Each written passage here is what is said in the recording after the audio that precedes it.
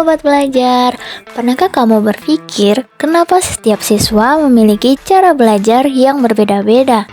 Ada yang cepat menangkap pelajaran, ada juga yang perlu waktu lebih lama. Semua itu berhubungan dengan perkembangan peserta didik. Nah, dalam video kali ini kita akan membahas prinsip-prinsip perkembangan peserta didik serta implikasinya terhadap pendidikan. Apa sih yang dimaksud dengan perkembangan peserta didik? Perkembangan peserta didik adalah proses perubahan yang terjadi secara bertahap pada diri anak, baik secara fisik, kognitif, sosial, maupun emosional, sampai menuju kedewasaan. Proses ini tidak terjadi secara instan, melainkan melalui tahapan yang berkesinambungan. Setiap guru dan pendidik perlu memahami prinsip-prinsip ini agar dapat mendidik sesuai dengan karakteristik siswa.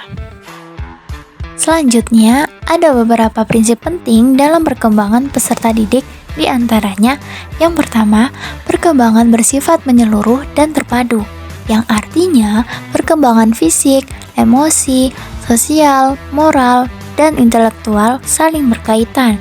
Seorang guru tidak hanya fokus pada aspek kognitif saja, tapi juga harus memperhatikan sisi emosional dan sosial peserta didik.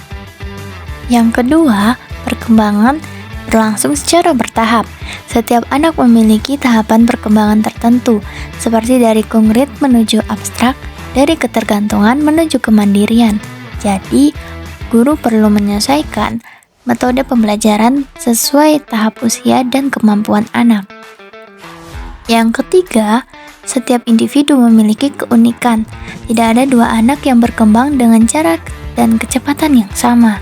Karena itu, pendidikan yang baik harus menghargai perbedaan individu dan memberikan ruang bagi setiap siswa untuk berkembang sesuai dengan potensinya. Yang keempat, perkembangan dipengaruhi oleh faktor bawaan dan lingkungan. Faktor genetik memberi dasar kemampuan, sedangkan lingkungan seperti keluarga, sekolah, dan teman akan membentuk karakter dan keterampilan anak. Yang kelima atau terakhir adalah perkembangan menuju keseimbangan.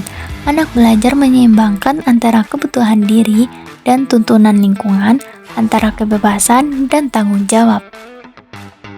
Selanjutnya, implikasi terhadap pendidikan. Yang pertama, guru harus memahami tahap perkembangan siswa. Misalnya, siswa SD lebih cocok dengan pembelajaran konkret dan visual, sedangkan siswa SMP mulai mampu berpikir secara abstrak. Yang kedua, pembelajaran harus bersifat individual dan fleksibel, karena setiap anak itu memiliki keunikan. Pendekatan belajar juga harus bervariasi, bisa lewat diskusi, praktik, permainan edukatif, atau proyek kolaboratif. Yang ketiga, lingkungan belajar harus mendukung perkembangan emosional dan sosial. Sekolah bukan hanya tempat menimba ilmu, tetapi juga tempat membentuk karakter, empati, dan keterampilan sosial. Yang keempat atau terakhir yaitu guru menjadi fasilitator perkembangan, bukan hanya mengajar, tetapi juga pendamping yang memahami kebutuhan dan potensi siswa secara holistik. Selanjutnya yaitu kesimpulan. Jadi, memahami prinsip-prinsip perkembangan peserta didik bukan hanya teori, tapi menjadi dasar penting dalam membangun pendidikan yang bermakna, manusiawi, dan berorientasi pada potensi anak. Karena setiap anak itu unik, maka tugas pendidik adalah membantu mereka tumbuh sesuai dengan fitrahnya.